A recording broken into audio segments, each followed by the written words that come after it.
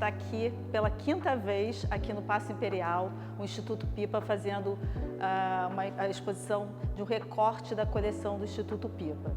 Que o Instituto Pipa que teve a primeira iniciativa com o Prêmio Pipa, e nós temos feito outras iniciativas, e uma que a gente gosta muito é a aquisição de trabalhos de artistas que já participaram do Prêmio Pipa. Então, a gente vem adquirindo ao longo dos anos muitos trabalhos e a cada ano a gente tem feito um recorte dessa coleção. E também, só lembrando que além da coleção, a gente faz comissionamentos com os artistas também. E esse ano a gente teve, além dessa exposição que estamos fazendo aqui, a gente fez uma exposição em Portugal, na Galeria Torreão Nascente da Corredoria Nacional, que foi o nome O Brasil São Muitos, um recorte na coleção do Instituto Pipa, que o Luiz Camilo Osório, fez a curadoria. Então, essa aqui é a segunda exposição do ano, essa aqui no Paço Imperial, mostrando mais um recorte da coleção, que a Alexia Karpilovski deu o nome de Poéticas do Ruído e que fez a seleção das obras, que teve a mentoria do Camilo, e eu também participei da supervisão, e a Carla Marins, que fez a expografia. E aí eu passo aqui para o Camilo falar mais alguma coisa aqui da exposição. Isso que a Lucrécia falou, acho que é importante. A cada ano que a gente expõe aqui no Paço Imperial, a gente acompanha a exposição dos premiados com um recorte da coleção que, tradicionalmente, a gente reúne as aquisições recentes daquele ano, né, ou algumas obras adquiridas naquele ano que está sendo feito o prêmio. Então, são sempre obras novas.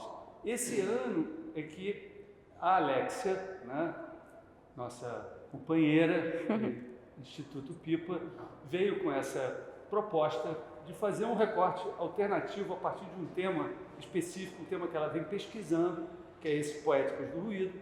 E eu, então, passo a palavra para ela falar um pouquinho sobre, né, esse tema do Poéticas do Ruído e dessa reunião de obras, e a gente vai conversando um pouquinho, né, sobre essa iniciativa. Bom, é uma alegria esse ano fazer a curadoria da exposição da coleção. Eu trabalho no Instituto desde 2019, então já tenho aí uma trajetória de 6 anos. E o que eu pensei para o Poéticas do Ruído é fazer uma seleção de obras que usam o ruído como uma ferramenta, como algo que irrompe e que faz lembrar.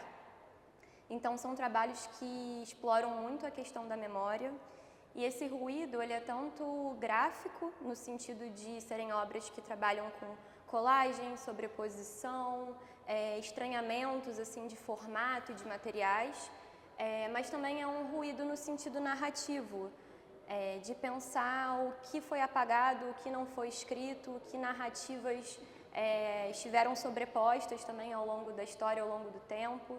Então é um ruído que vem de forma imagética, mas também de forma discursiva, narrativa. Aproveitando isso que a Alexia está apontando, essas várias possibilidades de ruídos visuais, ruídos textuais, ruídos formais, ruídos na memória, na história, na sociedade brasileira. E o modo como essa produção contemporânea aborda a questão do ruído é muito também do ponto de vista dela tentando se autocompreender, tendo em vista, né, a necessidade de inclusão, de introdução de outras narrativas. Essas outras narrativas, esses outros corpos, quando, né, compartilham com os corpos hegemônicos, com as instâncias de poder, acabam produzindo fricções, né, e entre essas fricções e as ficções que vêm, né, desses corpos, saem ruídos, saem ritmos, saem outras possibilidades. E é muito interessante porque a Alexia foi montando essa curadoria a partir de pequenos grupos, né, em que as obras iam conversando entre si, iam produzindo, às vezes, né, uma certa passagem, né, de ruído pela narrativa, pelo tema, pela história, pela memória, e isso eu acho que é muito interessante. Seria, de repente, interessante dela, né, costurar um pouquinho numa determinada parede, num determinado conjunto de obras, como que ela está pensando os diálogos ruidosos. É até engraçado você falando de costura, né? Porque tem trabalhos que envolvem costuras e amarras, né? Eu acho que assim, um outro ponto também que puxa muito a exposição é a ideia da escrita. E essa escrita não é necessariamente textual, mas a escrita também pelo tecido, a escrita como a Diana Santos faz, por exemplo, com o cobre, com o aço. Então, são diversas formas de escrita e a importância da escrita também como um movimento de fabulação, de poder inventar e reinventar a memória. Então, esse trabalho também de repensar o arquivo e pensar o que não se tornou arquivo, o que nunca foi registrado. O Alex, até assim, uma curiosidade, uma dúvida até minha, né? Essa coisa que você está falando de fabulação, de memória, e que algumas obras são muito claras, aqui a gente vê o ruído, né? Agora, por exemplo, lá Virgínia de Medeiros, né? Aquela que está o retrato, não é um ruído aparente, né? Mas aí entra nessa coisa da memória, né? Da fábula. Eu queria que você falasse um pouco disso também. Acho que o ruído também, eu penso ele como um distanciamento entre o que é e essas outras camadas de existência, né? As outras formas de poder existir. Então, o trabalho da Virgínia, ela conversa com diversas pessoas em situação de rua e pergunta para elas sobre a história delas e de que forma elas gostariam de ser retratadas também. Então, ali a gente tem o relato dessas duas pessoas, a Maria da Penha e o Marcos. Então, tem o relato dessas pessoas e também como a encomenda delas, né? Como elas querem ser vistas e retratadas. E aí tem essas fotogravuras, fotopinturas, feitas a partir disso também, desse desejo, essa diferença entre o que é e o que pode ser. Então, a imagem também como essas possibilidades de existência. Então, para essa obra eu penso o ruído como essa diferença entre o que é e a possibilidade que pode existir também. Isso é interessante porque, de um modo geral, o ruído ele vem a partir de elementos que são elementos de constrangimento da comunicação. A grade, né, em que os corpos são proibidos de circularem, né, de um espaço para o outro, né, as armas, a bala, a vigilância, as lanças, uma certa memória histórica que determinados corpos, determinadas narrativas também não eram bem-vindas, né, na G ou, né, no próprio Chadalu ou, né, no próprio Denilson, que vem falar de uma memória ameríndia, de uma memória afro-brasileira, de uma memória desses grupos que ficaram tanto tempo excluídos e da dificuldade deles se fazer comunicar. Mas, ao mesmo tempo, tem, né, o modo como o trabalho artístico, que seria essa dinâmica aí da fabulação, para além de explicitar determinados constrangimentos de comunicação, estabelecem novas possibilidades de imaginar, né, outras comunicações, outras instâncias, né, para falar de si, falar do outro, falar do comum, e isso a partir desse campo da imaginação, desse campo de um poder ser de outro modo, da mesma maneira, né, que essas pessoas em situação de rua, que têm uma vida completamente submetida à sobrevivência, que eu acho que o trabalho da Virgínia também tem todo um processo, né, de aproximação dessas pessoas, de conversa, de fazer entender o que é o trabalho e trazer essas pessoas para que elas sejam convidadas também a imaginar outras possibilidades, né? E eu acho que isso é muito interessante, até pensando de novo no que a Lucrécia está falando do bordado, né? Como que também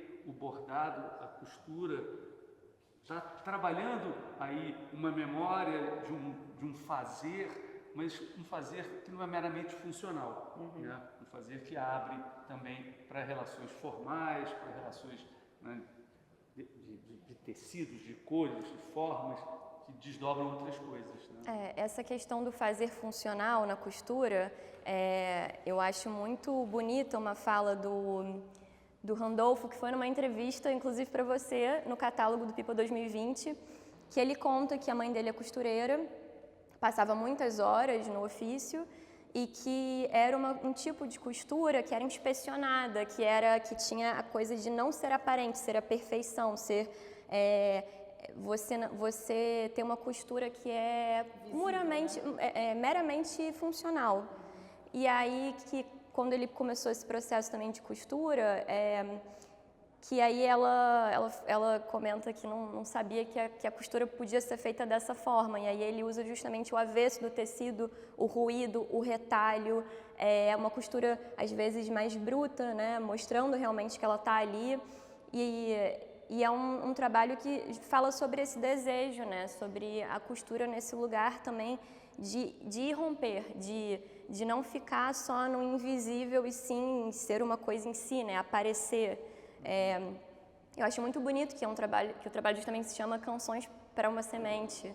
Então, também fala sobre o que pode germinar e sobre a gente cantar para esse novo, que eu acho que é algo que está em vários trabalhos aqui. Eu selecionei vários trabalhos que têm as raízes, que têm a árvore, que tem ali na Diana, tem as raízes germinando das letras, porque é uma homenagem à grande autora Carolina Maria de Jesus. A gente tem o trabalho do Cadu, que tem as raízes, aqui no Fabrício tem umas ramificações, no Hal Wilson tem o Reflorestar Nossa Gente.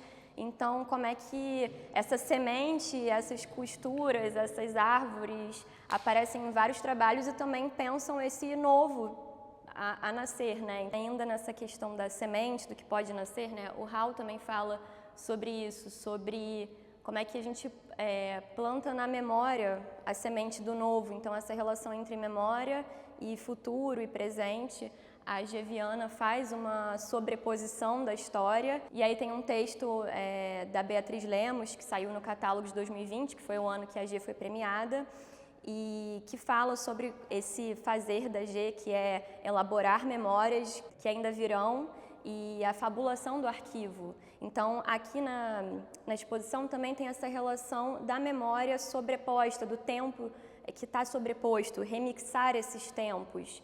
Então, essa relação muito forte entre memória e futuro, entre o que poderia ser e não foi, o que ainda pode ser. Então, é algo que está no trabalho da G, essa sobreposição, essa fabulação. A fabulação que também está no trabalho do Hal, que traz essas utopias e esse levante, né? O povo fazendo esse levante, reflorestar nossa gente, pensando a utopia do agora também.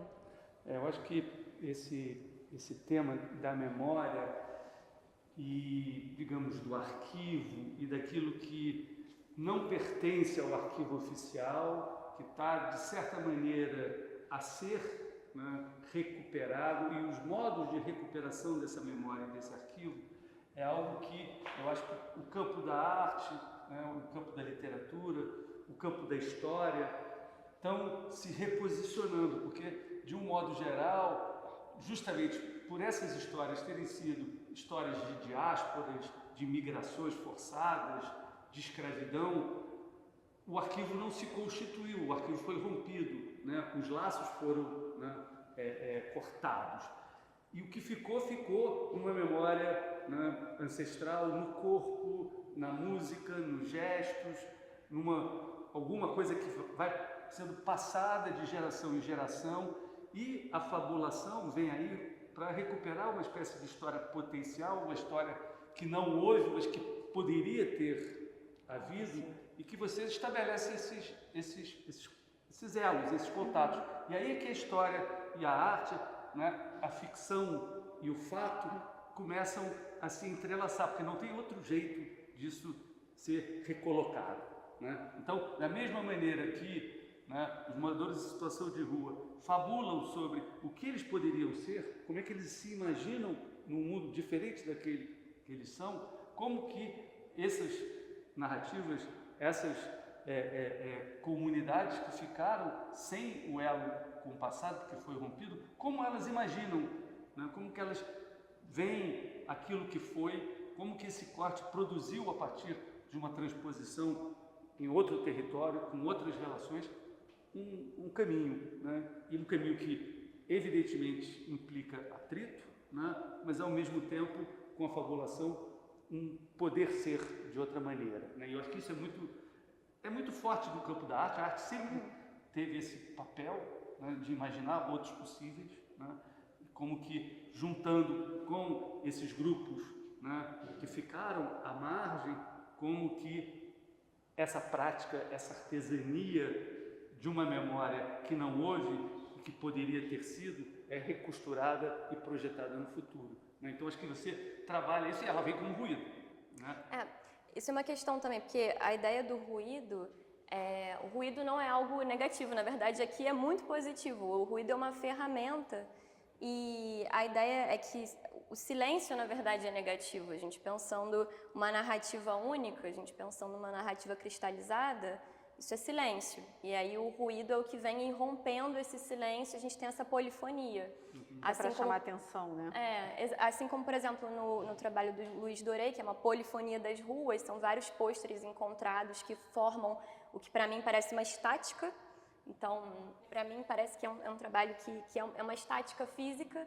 E aí ali do lado a gente tem o trabalho do Denilson Baniwa, que eu leio como um hackeamento de narrativa. Ele está ali falando, estamos sendo retratados, estamos olhando de volta, estamos retratando de volta, estamos tomando o lugar que narra, com essas colagens. Que é essa relação que você viu do trabalho dele com o do Doré, né? Essa colagem, esse ruído, né? O Doré parece que faz uma interferência, assim, um congelamento de imagem, um erro de imagem, e o Denilson faz um hackeamento, um ruído ali também, com o mesmo material, né? No caso, com colagem de papéis de revista. Né? Mas, ao mesmo tempo, a do Doré, acho que ela fala também com as outras aqui, né? Do Xadalu fala ali com a do Doré, dessa coisa também do tapume de rua, né? E também tem a Iris Helena também, mostrando ruído, o Raul Wilson de novo, né? Nas borrachas. O trabalho do Xadalu também fala dessa linguagem da rua, essa linguagem urbana, né? Ele fala justamente sobre esse apagamento da presença de pessoas indígenas em ambientes urbanos. Então, ele usa, imitando ali uma pichação, uma linguagem das ruas, os pôsteres sobrepostos, a imagem da pessoa ali sobreposta, mas ele coloca uma caixa de luz com um raio-x, trazendo essa luz para frente. Então, é o que está sobreposto e essa presença que ele joga a luz sobre essa presença. Então, também tem essa linguagem da colagem, da sobreposição.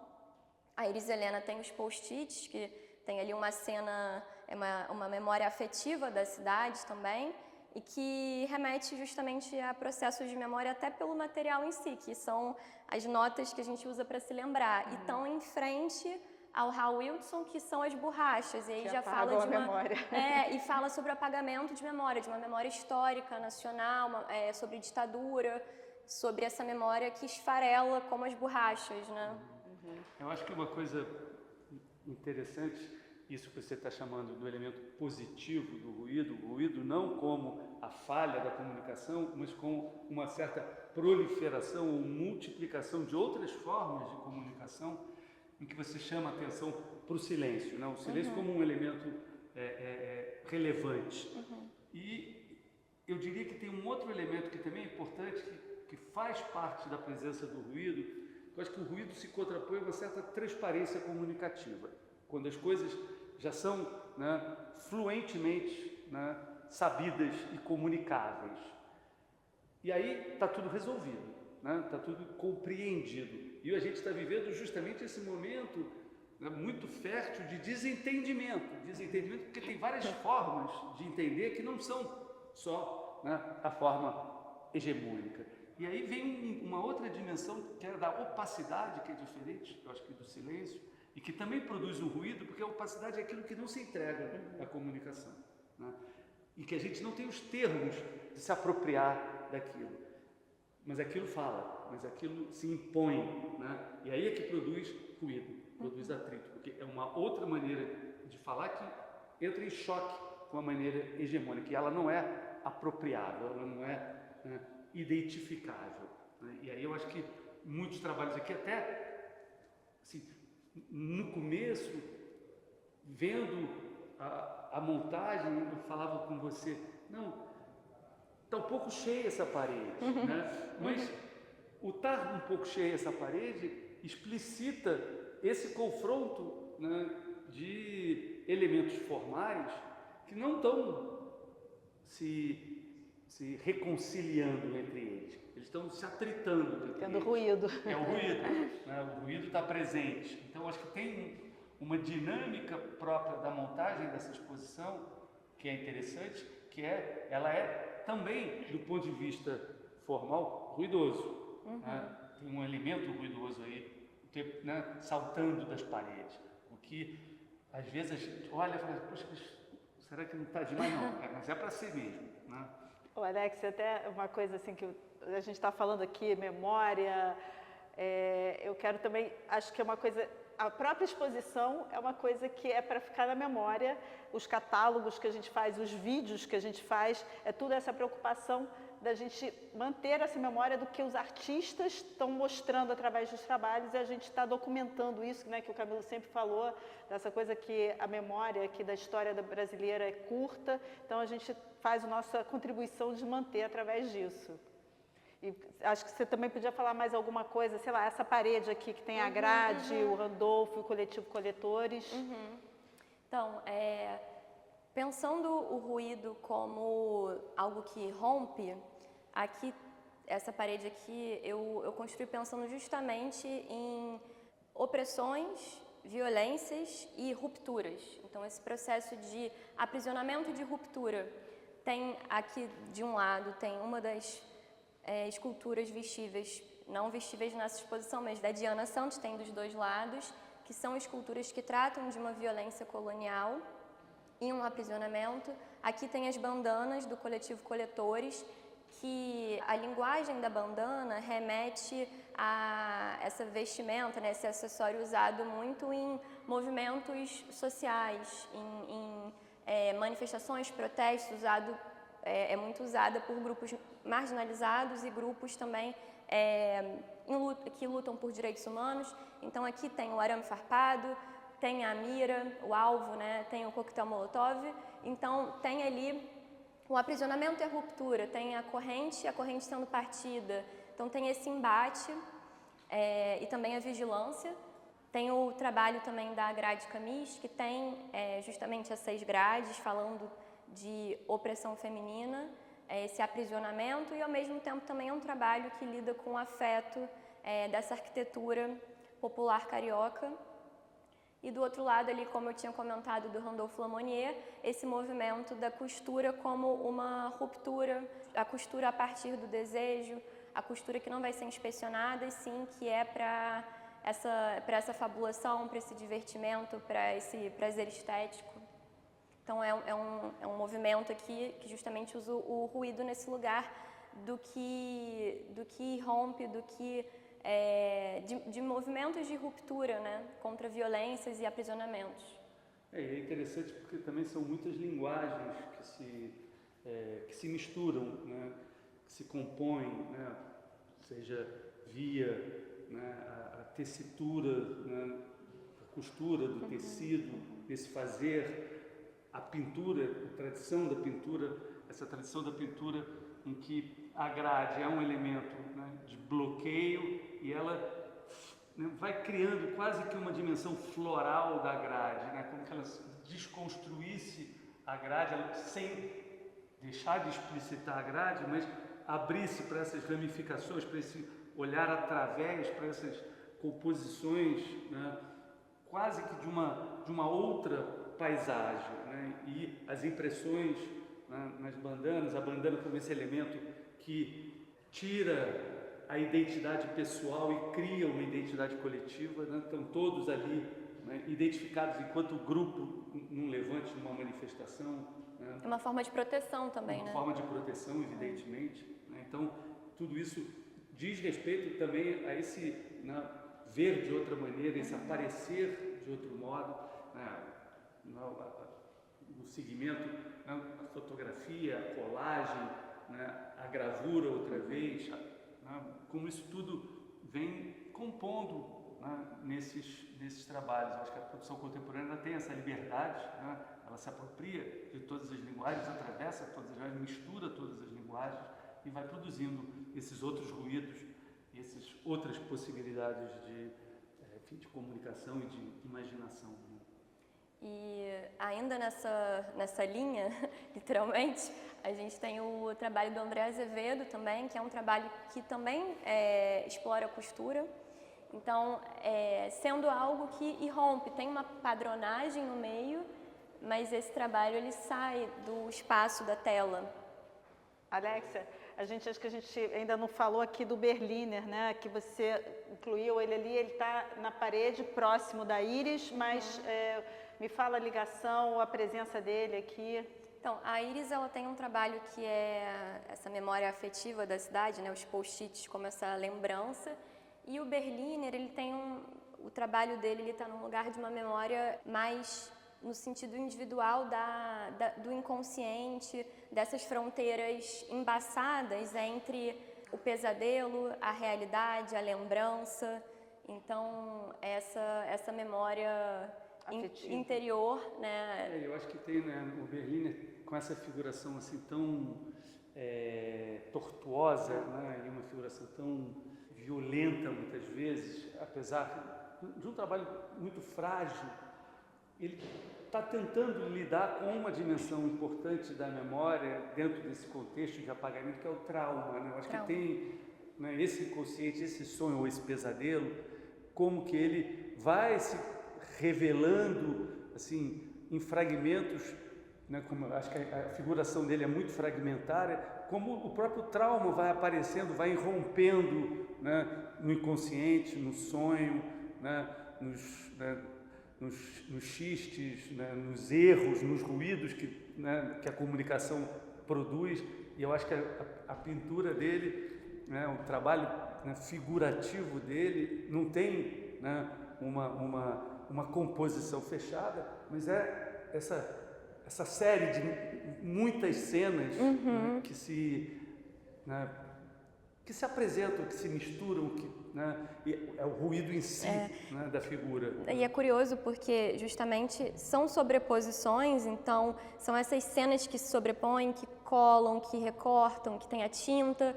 Então também é esse movimento da nossa memória interior, né, que a gente tem esses momentos de lembranças de pequenas cenas e às vezes essa narrativa não se conecta, tem os lapsos da memória. Sim. Então a gente tem aqui esse lapso da memória individual, tem os lapsos coletivos da memória, né, esses apagamentos e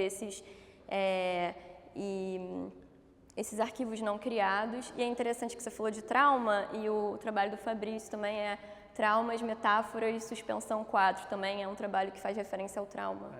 Eu acho que, voltando para terminar ali no André Azevedo, acho que tem uma coisa interessante, não obstante ser um trabalho, né, com tecido, né, também tem, né, esse fazer manual, essa artesania, tem um jogo entre uma certa estrutura geométrica e um desconstruir a estrutura com aqueles fios, né, que meio que desabam a estrutura, desmontam a estrutura. A estrutura nos dá uma certa solidez, mas o que nós somos é o que nos escapa, né? Não é a nossa estrutura. A nossa estrutura, né, está muito bem, mas o que escapa, né, no sonho, nos lapsos, naquilo que a gente deseja, mas não sabe bem, é aí que está esses fios que vão se soltando e que vão produzindo esses caminhos, né? É o que escorre, né?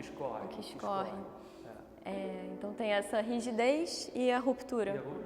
Então, aqui na exposição também é uma forma de pensar o ruído como arquivo, como memória, como corpo e como caminho. Muitos caminhos.